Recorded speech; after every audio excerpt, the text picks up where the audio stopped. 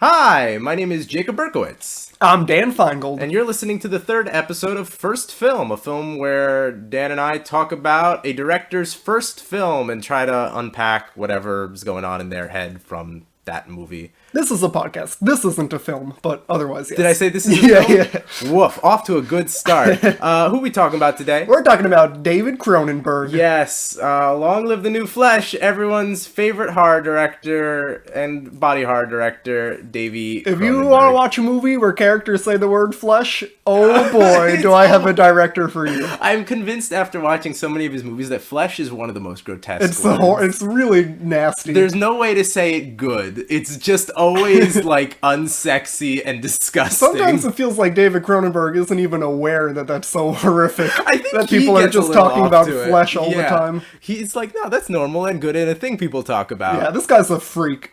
Dan, this guy is the biggest freak.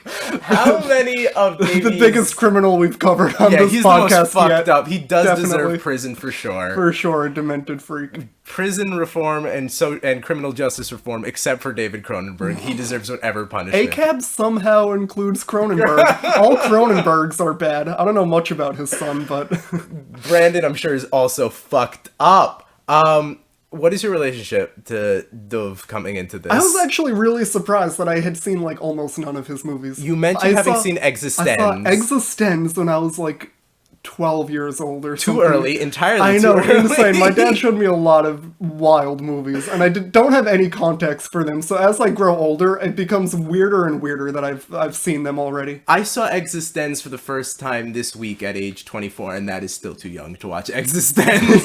It's not for anyone. It's gross. You should be a senior citizen when you see Existenz. So you forget it immediately. Yeah, it's not for anyone. No, yeah, the one thing I remember from it is, like, the horrifying, like, flesh video game that plugs into your body. Back.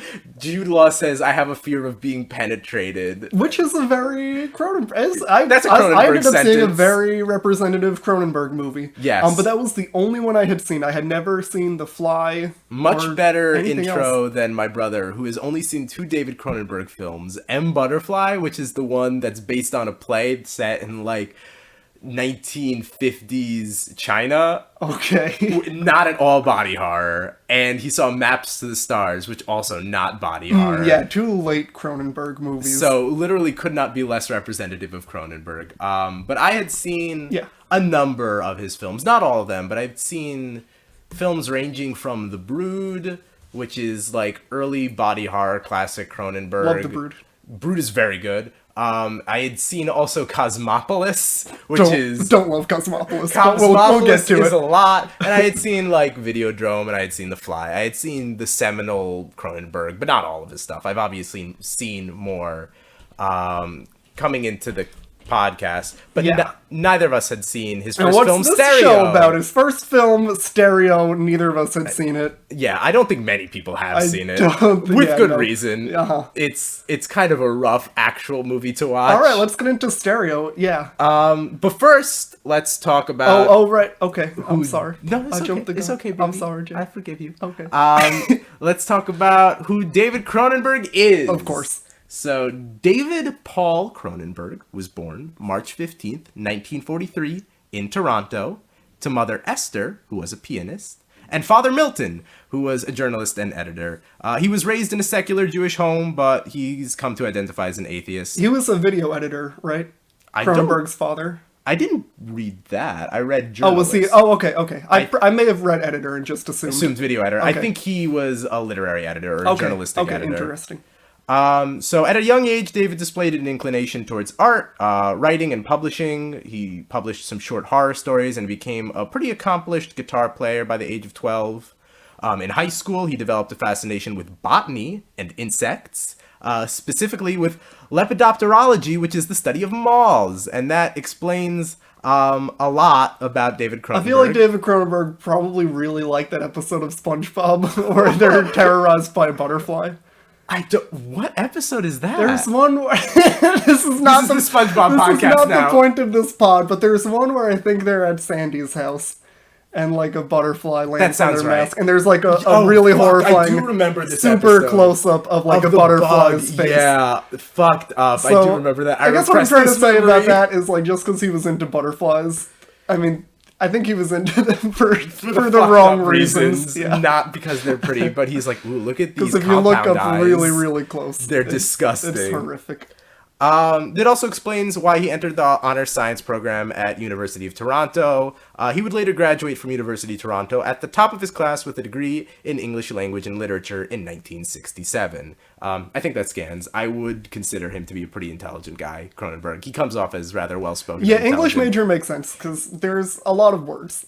Even if his movies are They're tremendously very wordy. fucked, I feel like they're tremendously fucked in a way my pea brain can't comprehend. Yeah, no, there's definitely something going on above Above our pay like grade. the human above human understanding, yeah.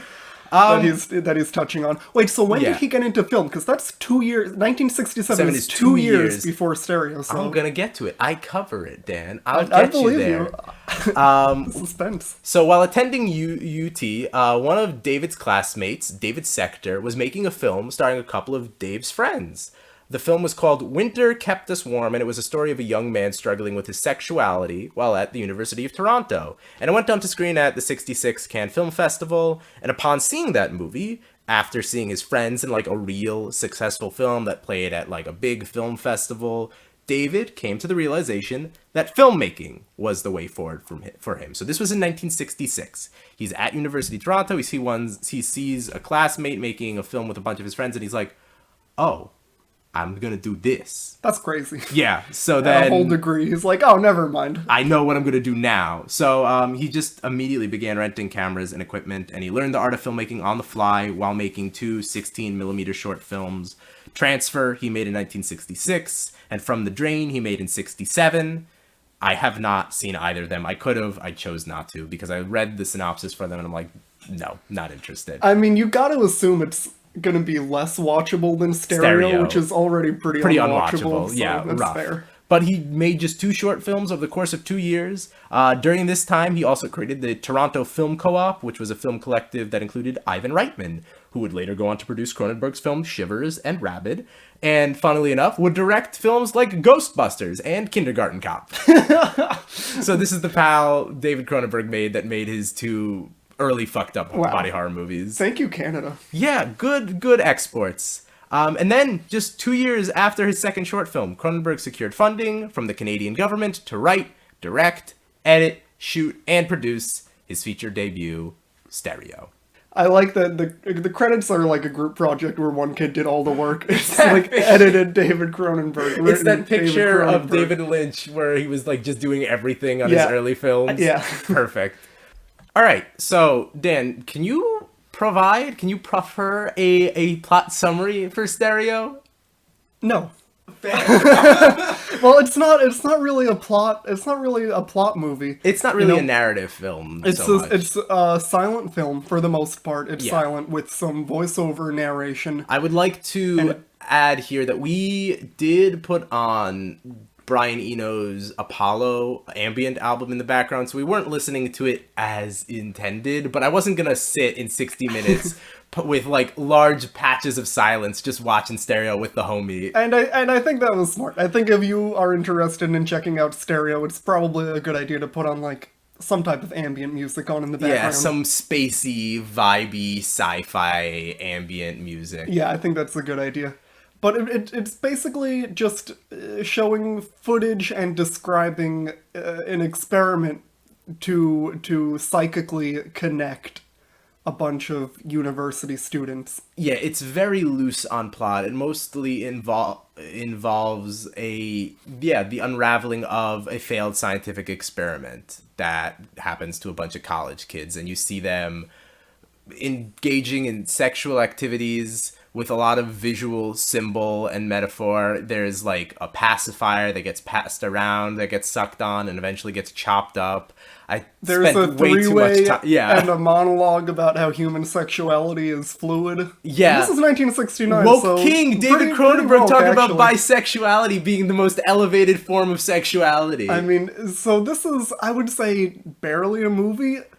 It's but- not a narrative film. Yeah, but it does the themes that are present in it are ideas that Cronenberg will play with for the rest of his career. Forever and ever. He loves talking about sexuality. He loves talking about the intersection of science and technology and humanity and sexuality and like scientifically altering humanity and just the sexual repercussions of that. He loves large, oppressive concrete buildings. He does love the brutalist cinematography architecture. in stereo is very, very nice. This is black and white. I don't know if we mentioned that. Yeah, it's all black and white. I wrote in my notes, and this is no disrespect to the other cinematographers that worked with Cronenberg over his career. A lot of his films are gorgeous. Yeah. This is the only one he shot personally, and quite frankly, I think the best this is the one where the cinematography is the best, yeah. I think David Cronenberg's best cinematographer he ever worked with was David Cronenberg. I think I agree with that. I mean, it's weird to say best, because I feel like what the fuck is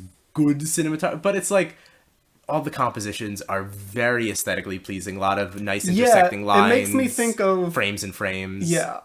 I don't know if this is an intelligent take or if it's just a stupid observation, but a lot of them feel like photographs. Like they would be like they're composed like really nice photos. Yeah. Got an email. Sorry. Except obviously they're video. Yeah, I was gonna say about like Abbas Kiarostami's last film before he passed away is just like I think it's called 24 Frames. It's just like a series of photographs that he like was recreated into just scenes. It feels very much like that. Just he thought of blocking through photography mostly, like still photography. And there are a couple of camera moves that I think are fascinating. There's one camera move where it's tracking one of those students, I don't know what else to call them, running down a hallway, and there's something very visceral about the way his camera tracks. It's not parallel with the kid running like you see in the 400 Blows. It follows him behind, and there's like such a wonderful sense of momentum that really wakes you up, especially considering so much of the rest of the film is just like lockdown tripod shots where it's just very aesthetically pleasing still photography mostly. Yeah, I mean the way he highlights between like light and dark is just like really well done. Oh yeah, his mastery of shadows from like day one. That's why it's amazing that he has no background in any of this. That he's just like, I'm gonna make some movies, and he did it and really I'm gonna make them fucking really beautiful. well.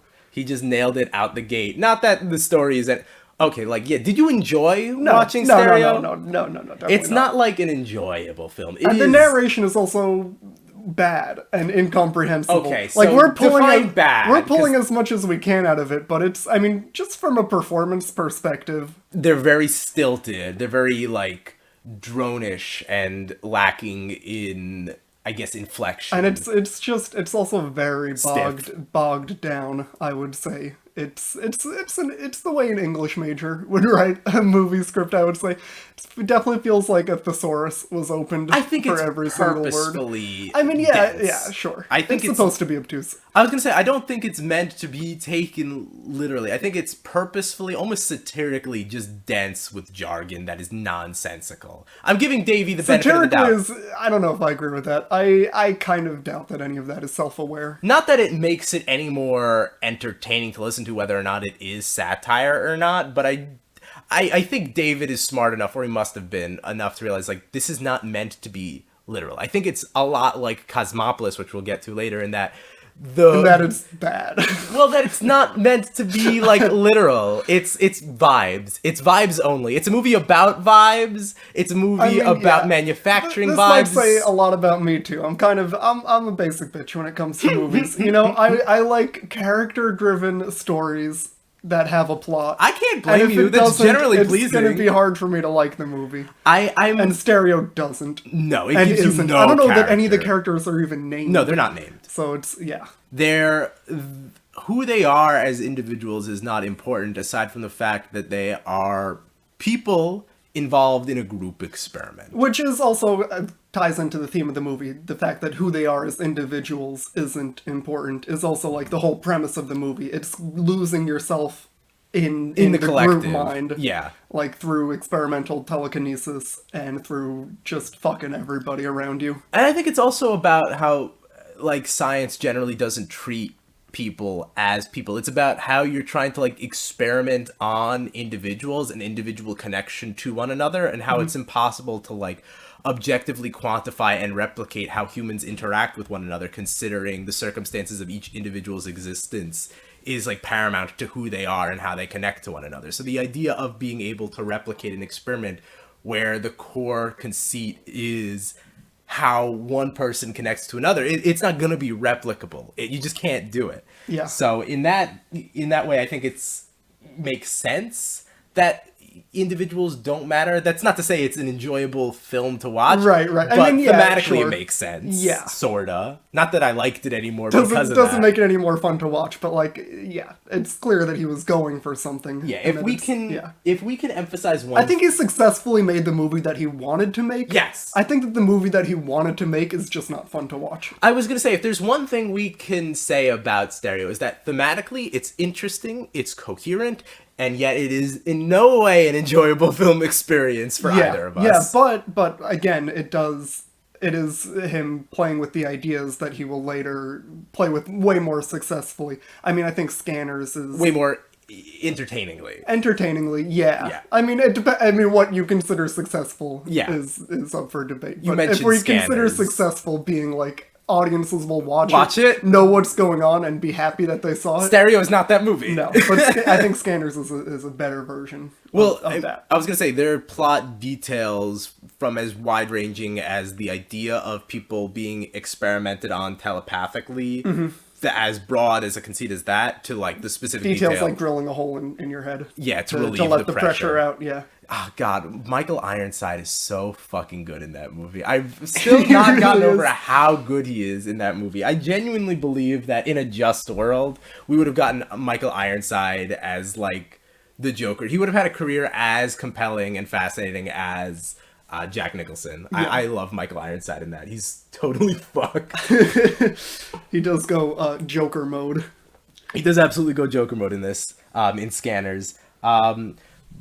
But I think we can see a lot of, like, just the themes replicated in everything from, like I said, Cosmopolis, which is, you don't enjoy Cosmopolis, but it's, I think, a film that is largely about just the vibe, and the dialogue is kind of inconsequential. Like, it's based on a Don DeLillo book where the text is notoriously dense and kind of incoherent, and it's very well replicated in Cosmopolis. But like, once again, I don't think he's going for like, you're supposed to understand all of it verbatim. Right, It's just, you're going along for this ride and you pick up ideas here and there and you kind of piece together your own story.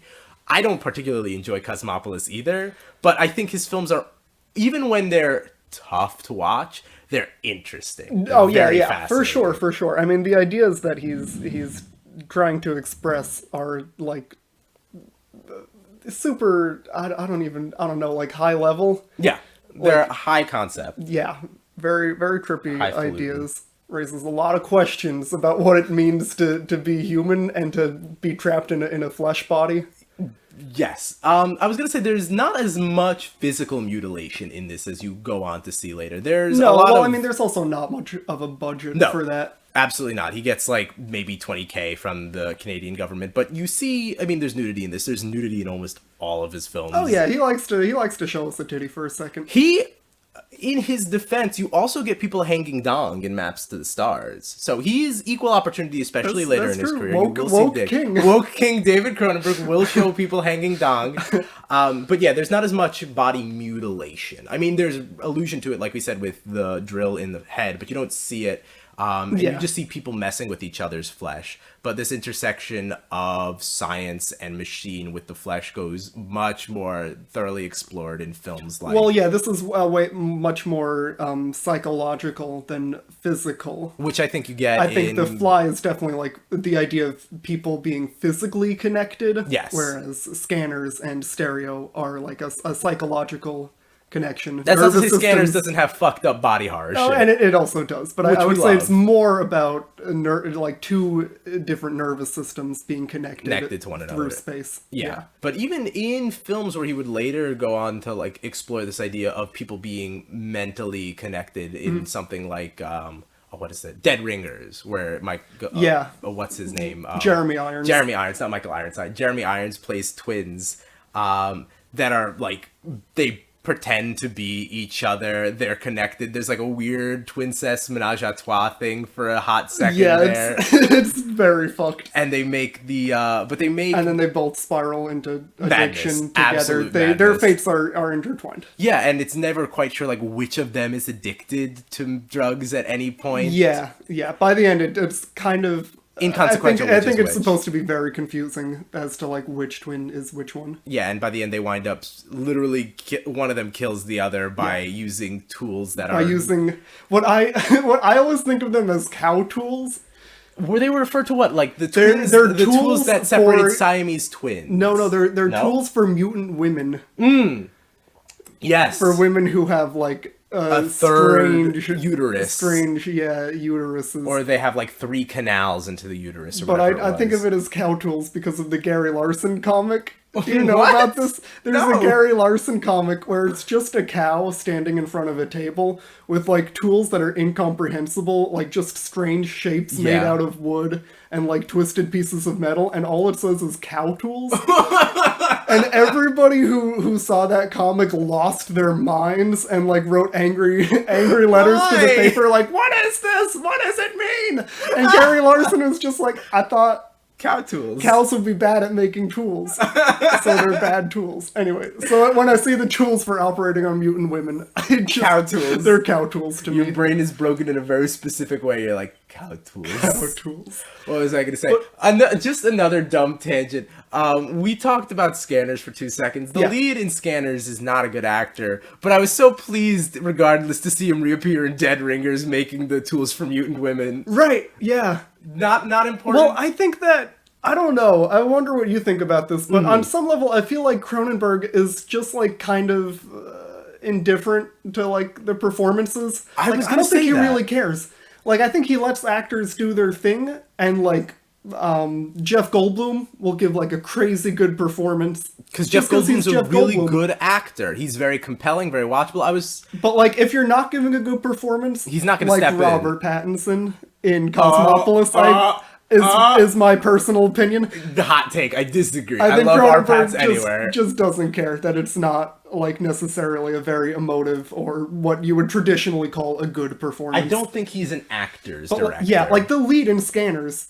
Nothing. I think it's safe to say is bad. Yeah, he gives no. I mean, you could say that his character is supposed to be alienated. He is expressly described as someone who is an outcast from society, doesn't belong, doesn't really know how to interact with other people. And I mean, that's thematically interesting. And this character can telepathically connect to so many other people, also does not know how to emotionally engage with other people. That's a very generous reading. Another reading is that he's simply not giving a compelling performance. I think that's fair. I think there is a way to do that, though, where it isn't still watchable. Reading as, like, this is not someone who is qualified to lead a movie. I was going to say, like, basically all of his early, like, The Shivers, Rabbit. Well, actually, the female lead in Rabbit is fairly interesting, but, like, especially in Shivers, there's really no compelling performance. I think all the performances in The Brood are very good. The Brood is decent, but The Brood also has, like, Oliver Reed in it, who's a very good actor. Yeah, well, that's kind of what I'm saying. Yeah, like, if the actors are good and are willing to take it upon themselves to, like, to be good. I was gonna say, he doesn't consistently get good actors until, I would say, Videodrome. Like, I cannot stop praising Michael Ironside in Scanners, which is 81, I think, but by 83 he gets guys like James Woods, who James Woods is he's a psychopath in real life, but he's a very good actor. But yeah, and then you get like The Fly, you get Jeff Goldblum, you get every performance in The Fly is just perfect. In my opinion. Gina Davis is phenomenal. Not Gina Davis. What's her name? Not Gina Davis. Is it not Gina Davis? Yeah, it is Gina Davis. Okay. I was thinking of, it doesn't matter because I got it right.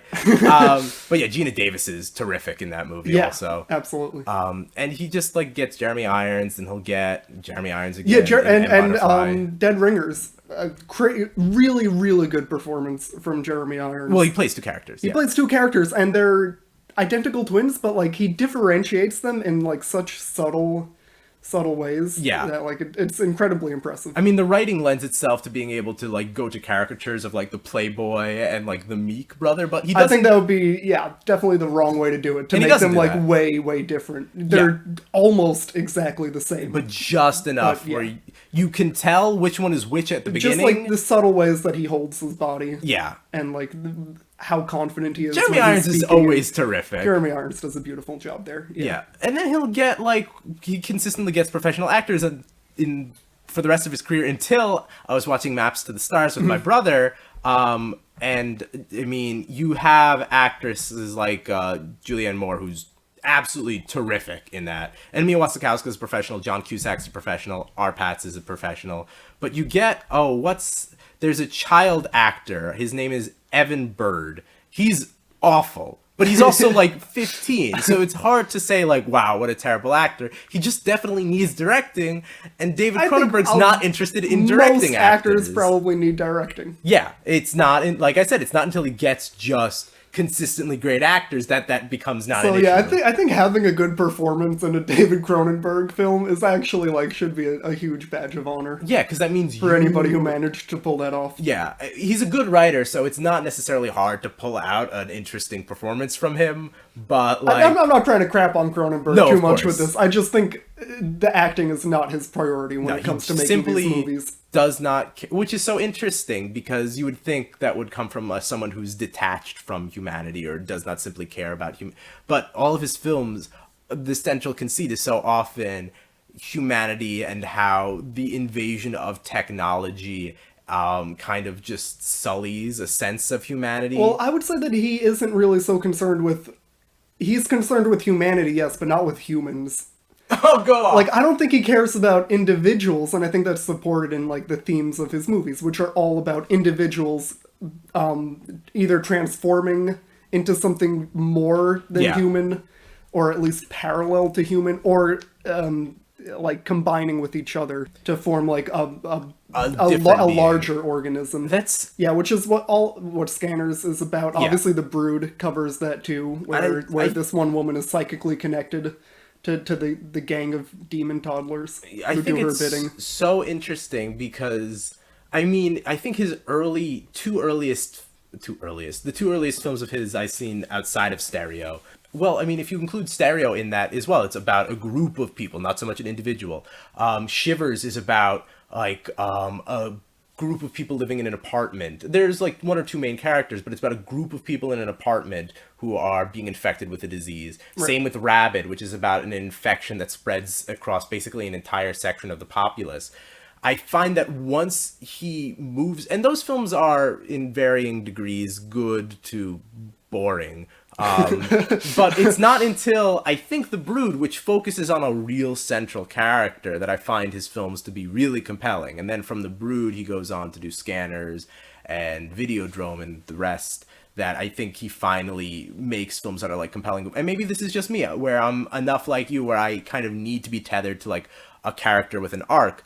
But I think there's a reason why that's what is generally considered compelling. Good writing. Yeah. It's because that's what makes movies that are enjoyable to watch. But even or not even enjoyable. It Yeah. doesn't have to be enjoyable, but, like, you will be connected to the movie and take more away from it. Yeah, but it's not until he kind of gets into that world or that mode of writing where he can kind of tell a compelling story with like one or two central characters where they arc, where I kind of care about how he's talking about not so much individual humans, but how humanity interacts with itself and kind of mutates itself vis-a-vis technology or science or whatever it may be. I think the themes stick so much more in The Fly than in, like, Scanners, for example. The Fly, we can agree, is his best film, right? Yeah, The Fly is amazing. It's a masterpiece. It's because you are connected to Jeff Goldblum's character. Yeah. And, like, you understand what he wants. Yeah. And, like, you don't need a ton of, like, insane exposition to understand the movie.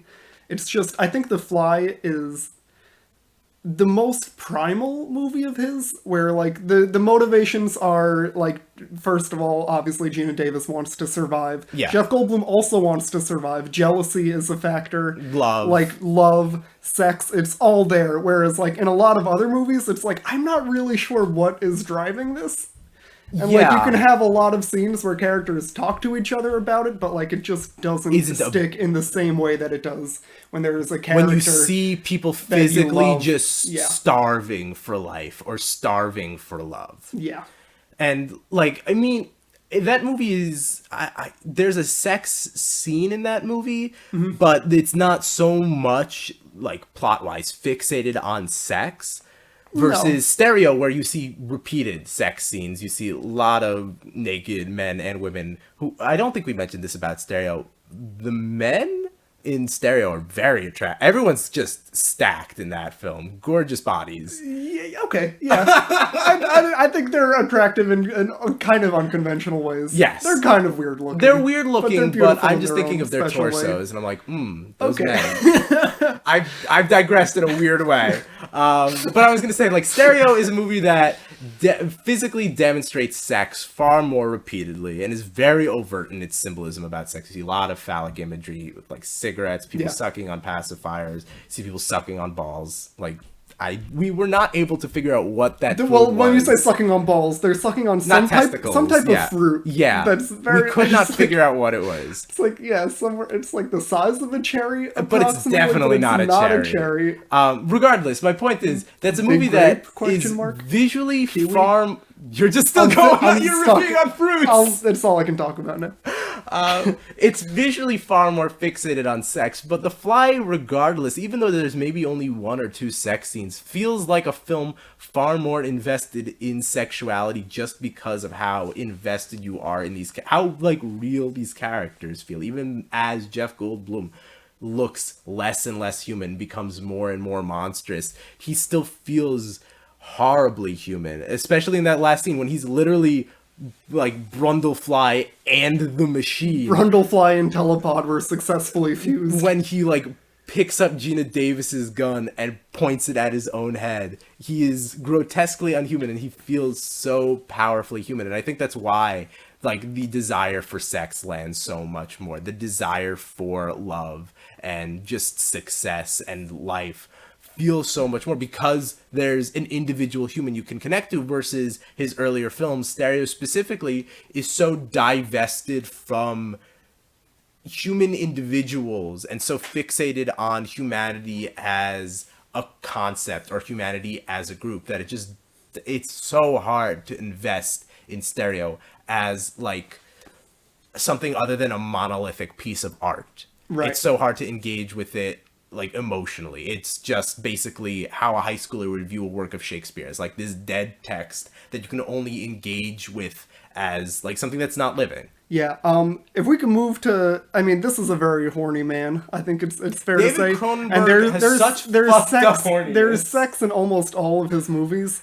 And maybe we could try to dissect like what... We haven't talked about Crash. I think you really are trying to steer us towards Crash. Yeah, sure. Crash is the big one. But I think personally that like sex is just like a continuation of this guy's obsession with like two or more people fusing and becoming one and like losing your individuality in the group. Yeah, I mean, if you want to intellectualize it, absolutely. Yeah. And I'm not saying to intellectualize it is wrong. I mean, that's... Well, I think that's pretty explicit in some of his movies, like A Dangerous Method. I think, like, Keira Knightley... that's the one I haven't gotten to. Yeah, straight up says that, like, sex is, like, the death of ego, and, like, you are dissolving into another person. Interesting. Because I was going to say, I think it's... That's late Cronenberg. That's, like, what, 2011, I think? That's pretty recent. Yeah, something like that. Yeah, and, like, that's explicitly, shown in, what is it, Shivers in 75, which is a film about, like, a sexually transmitted disease that turns you into a zombie.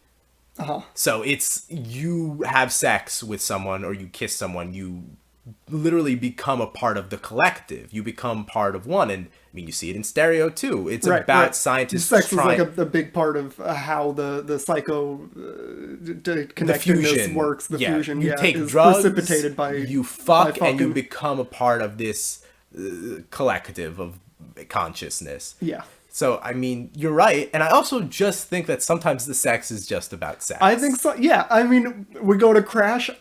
I think the sex is about I think it's sex. Just like this man's kind of horny. I mean, it's facilitated by this idea of people, like, there's kind of a death in the crash and a rebirth once you are healed and you become like you achieve this higher consciousness where really all you can think about is sex and violence. And I think there's a profound belief in Cronenberg that there is a tacit connection between violence and sex. You see that in Videodrome especially, where sex is inherently violent. Also, again, pretty explicit in A Dangerous Method. Tell me more, because that's the one I have. That's one of like the three I haven't seen. Keira Knightley's character is like abused as a child, and it definitely like ties into her sexuality as an adult. The fact that like pain and pleasure are linked for her in her mind. Fucked, but also that's about Carl Freud, so that makes sense. Is it about Freud or Jung? It's about both of them. Okay, their relationship with each other. And then Keira Knightley is another psychologist named Sabina. I want to say Sabina Spellman, but that's the Teenage Witch. But the name is something like that. It is Sabina Spellman, the Teenage Witch. Yeah. There is this idea throughout the films that like art is inherently violent and like sex and is inherently violent, and basically everything is violence. Because I think we'll talk about existence now. There's this idea that the act of creation for some reason is inherently violent, because I'm not entirely sure. I wasn't able to wrap my head specifically around what existence was saying. It ends with, I mean, the creators of the video game Existence, which is different from the film Existence, somehow being like killed. Did you rewatch Existence? I did not rewatch it, so I have not seen it since I was a tween, so I can't really help you. I mean, because it definitely went over my head when I saw it at the time.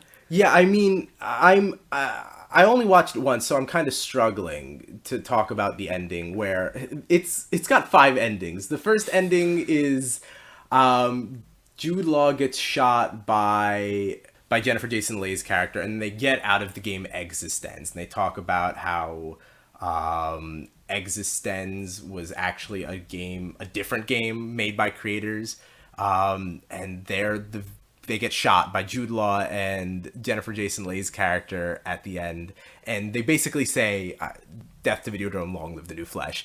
So this idea that like those who create art are worthy of scorn, and they're doing something inherently violent to people through the act of creation. Yeah. Like, you're destroying one version of the self and creating an entirely different version of the self. A destructive impulse is a creative impulse. Yeah, basically. I think it's a line from one of his movies. I'm not making that up right now. No, but that sounds like basically the central David Cronenberg ethos, and this idea that sex is also a creative act that is also destructive. Like, all acts of creation are destructive. But then, like, why is David Cronenberg making movies? My God, you can stop making movies. Yeah. I mean, that is the question that you ask yourself when you're watching Videodrome, if you're me. Which is, like, the whole thing where, like, TVs... Videodrome is also very funny, because it's, what, the 70s?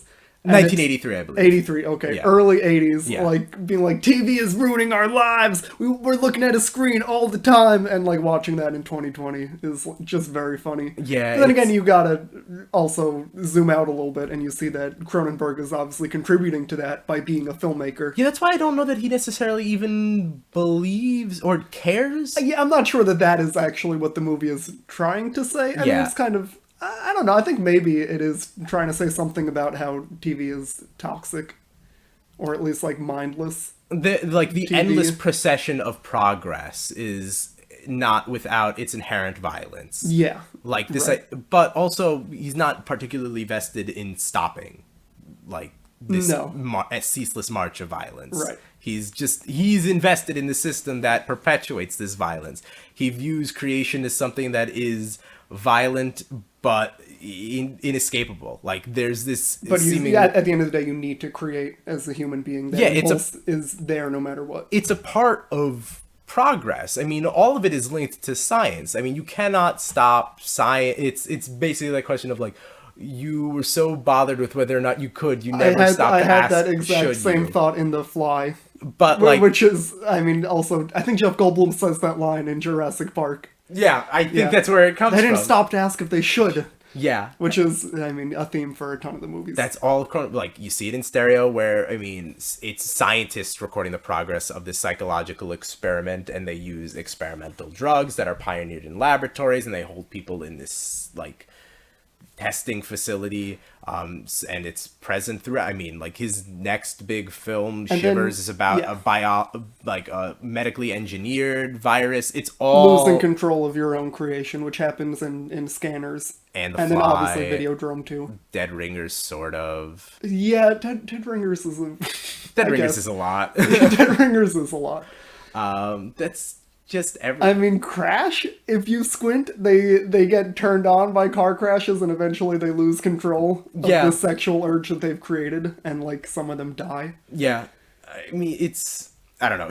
Not all of his films are one-to-one. Yeah, I mean, of course. We're talking about, what, like 20 movies? Yeah, I mean, there are outliers that we haven't talked about. M. Butterfly. We somehow haven't talked about Naked Lunch. I haven't seen Naked Lunch. Well, Naked Lunch is interesting because it's another one where it's very, like, I don't want to say jargony, but it's another one where the plot kind of doesn't super matter. Because the plot is nonsense. It's a fictitious creation of the in-universe author's mind because he's high on drugs the entire time. Good.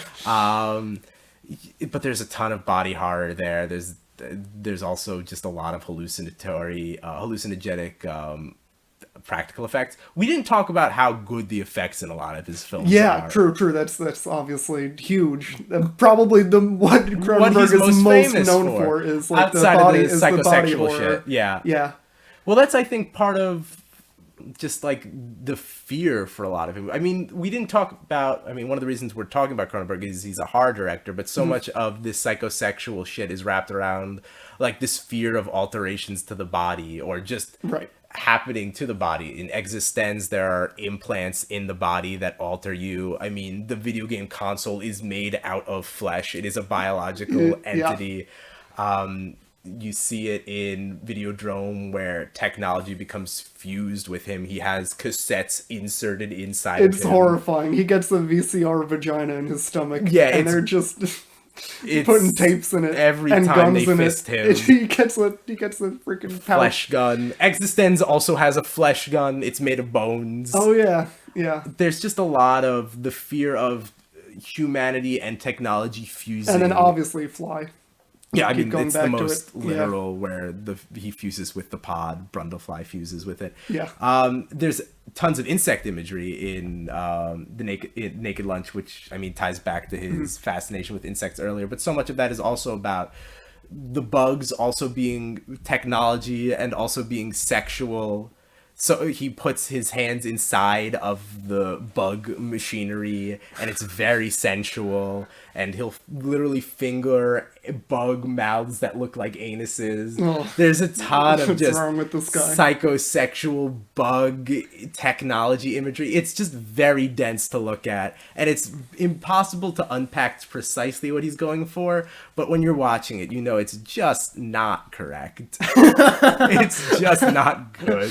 It's all bad. I don't know what sin it is, but it is definitely some against deadly God. sin. Yeah. It is against the law of God and man for sure as well. It's hard to know which law of man or God he violated specifically, but Cronenberg is definitely not allowed in the kingdom of heaven. Which movie most prevents him from entering the kingdom of heaven? Is it Crash? I think it might be Crash.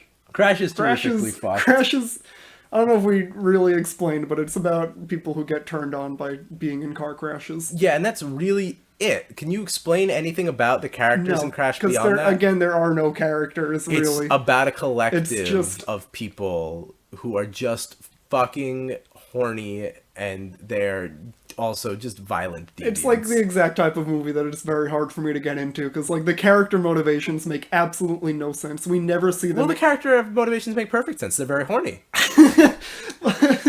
They're very horny, and they're very horny for violence. I guess the character motivations are actually very simple. It's just crazy to me that whole movie, they never encounter someone who like expresses the viewpoint, maybe this is fucked.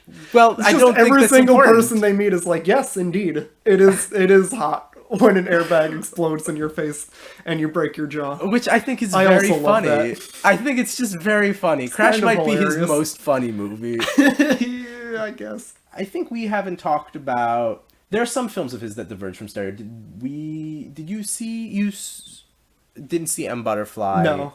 And I don't believe you saw A History of Violence. I did not get to that one. Yeah, no, some of them that is more, I guess, studio films, even still, even when they don't necessarily deal with this idea of technology and humanity fusing, this idea of a human collective consciousness being elevated through technology, and that still being an inherently violent act. These films are still like deeply violent movies.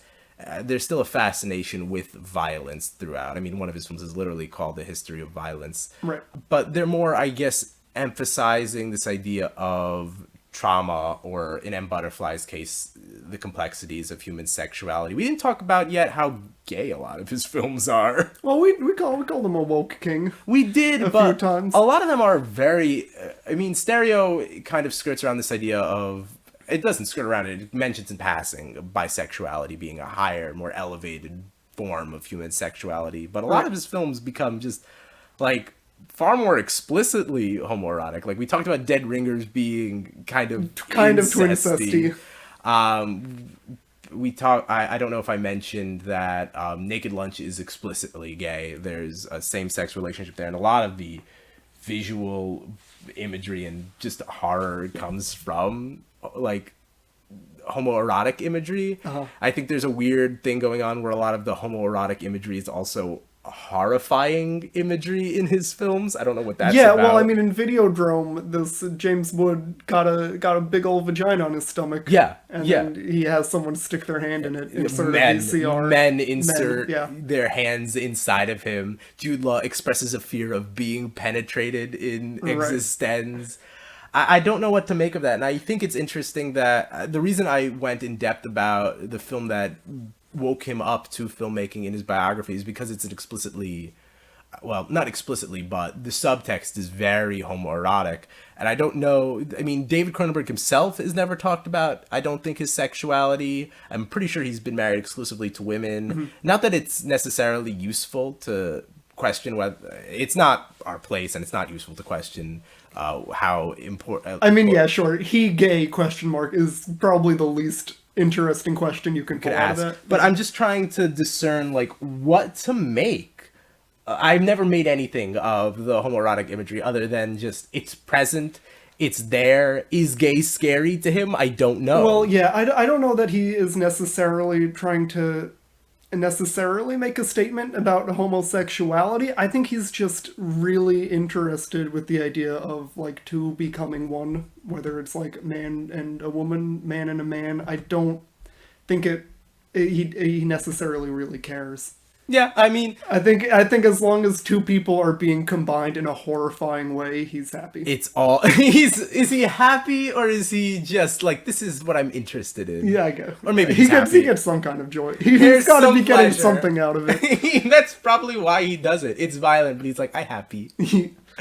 I think that's all I have to talk about. I mean, and also it could, just to rewind a little bit, it could be going back to what he's trying to say about sex and violence being linked, where, like, men doing violence to each other somehow arises from, like, a sexual urge. Maybe. That makes a lot of sense. I'll buy that. You know what?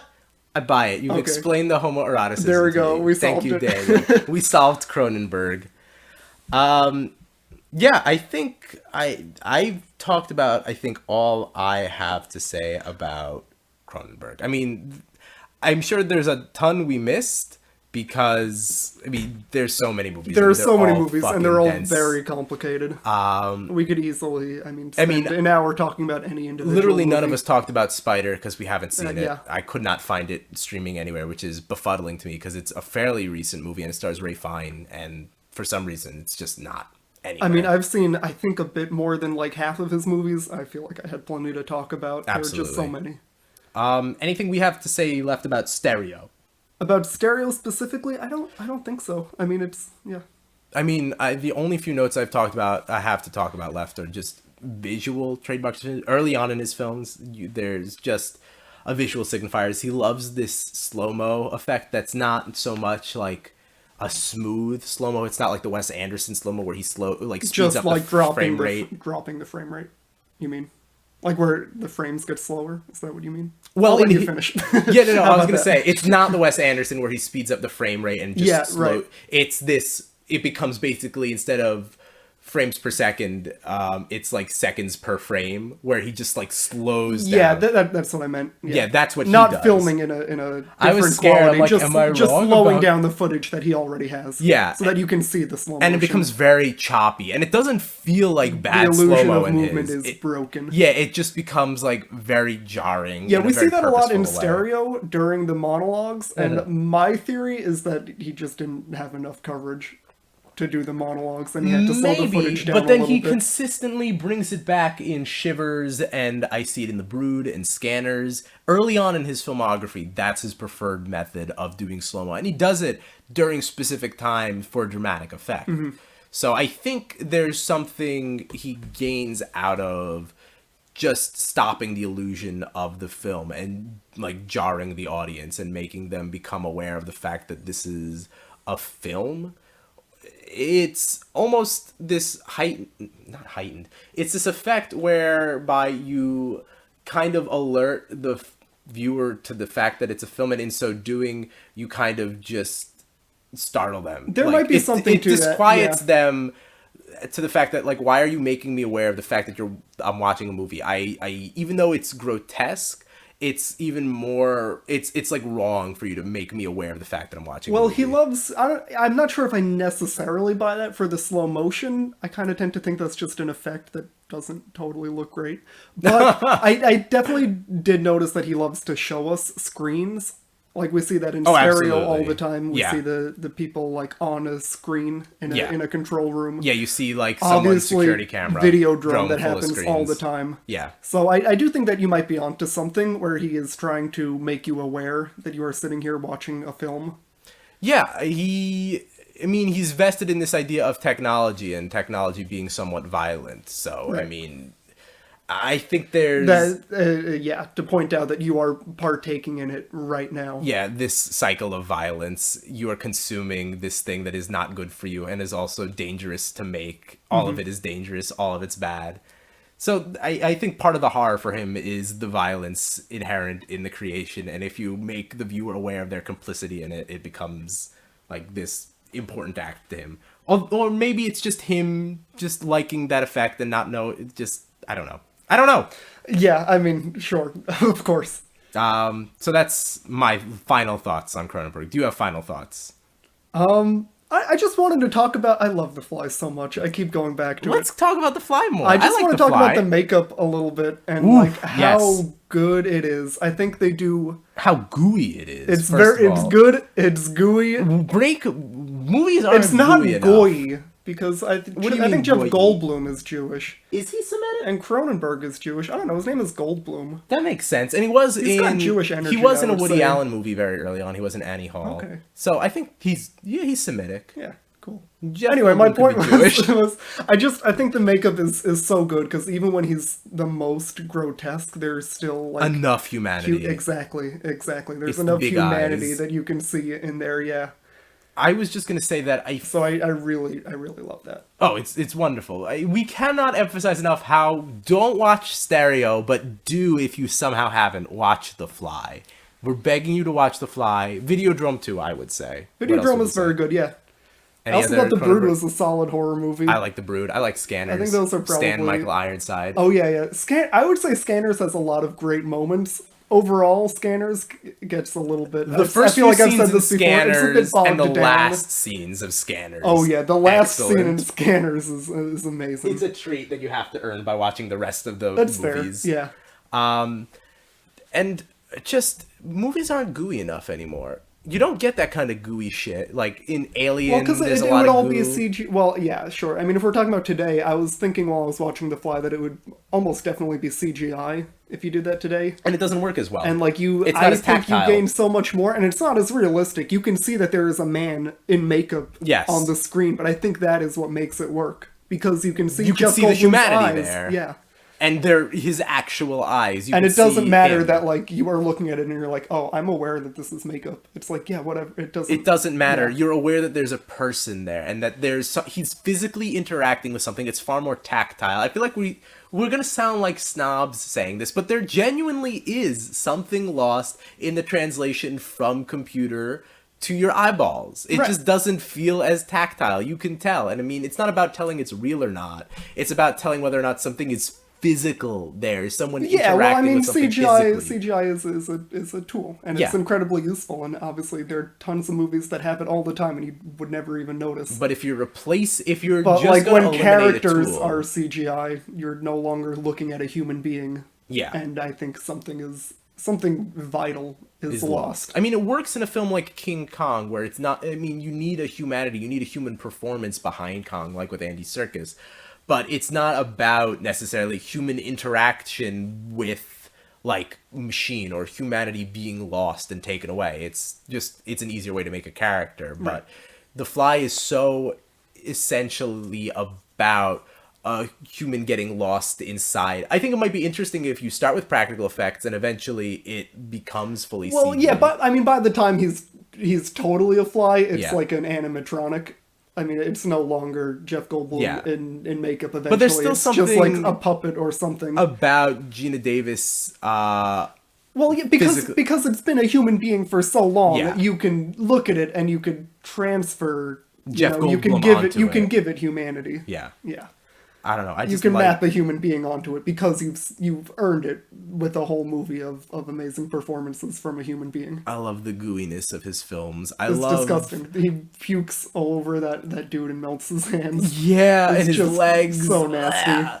I love I think it's from Naked Lunch where you see like multiple people's faces attached to one like body, and it's grotesque, and you can tell it's not real, but I think it's the uncanny valleyness of the prosthetics and the animatronics that makes it horrifying to look at. That if it were CG, it would look a little too real and it wouldn't be quite as scary. It's the uncanny valley of the animatronics that kind of make it horrifying to look at. Yeah. I mean, there's something about. I was surprised because I am like pretty averse to gore. I don't really like blood or anything. Yeah, but, I was like, not sure how you would fare with this. I loved them. Like something about the way it's presented is just like obviously it's fucked, but like I can only speak for myself, and I'm like, yeah. When's I the love face the gonna fucked. fall off? When's the head gonna Ooh. explode? Oh yeah.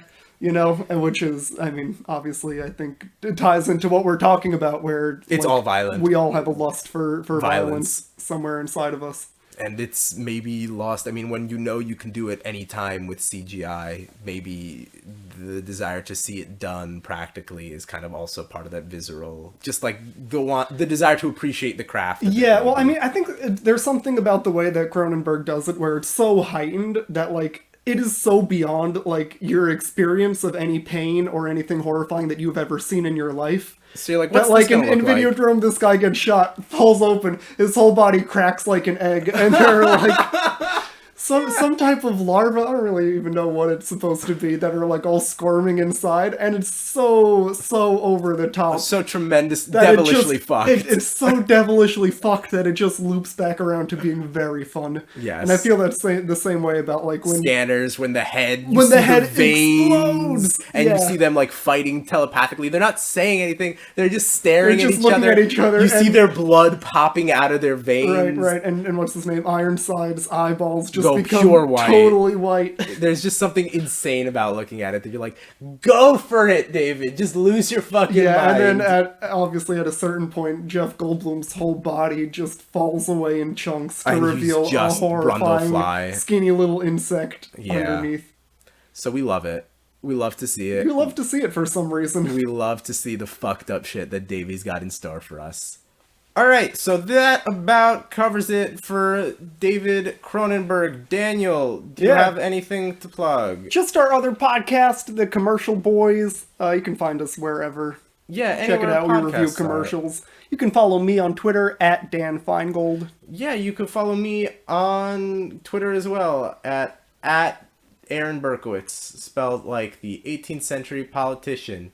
I hope you enjoyed this week's episode. Let us know what you think. You can comment. You can email us at Commercial Boys Podcast, because we still don't have an email for this one. Eventually we'll have a better way for you to contact us about this specifically, but for now, go ahead, email commercialboyspodcast@gmail.com. You could- let us know what you thought of the Cronenberg episode. Let us know if you saw any commercials you want us to talk about. Yeah, why too. not? We'll plug that one too. You could also just at us on Twitter. Yeah, let please us know. do. Slide into those DMs. Yeah, get a conversation going about David Cronenberg this Halloween. We're gonna continue the horror movie bent next time we post an episode, which should be in 2 weeks from when you get this one. We're gonna be talking about Jordan Peele. Two white guys talk about Jordan Peele, baby. Oh boy, can't wait. Very excited. We're gonna watch Get Out, watch us. Yeah, so if you want to watch along, it's a limited filmography for next week, but a pretty interesting one regardless. All right, I hope you all have a happy Halloween. Enjoy those horror movies. Spooky, spooky. All right. I love you, bye. Bye.